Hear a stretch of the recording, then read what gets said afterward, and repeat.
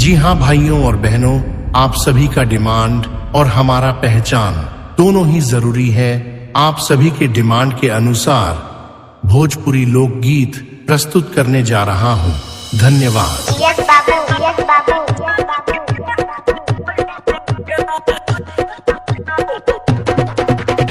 कहानी है कहाँ की जरा सा गौर करेंगे बाबूजी।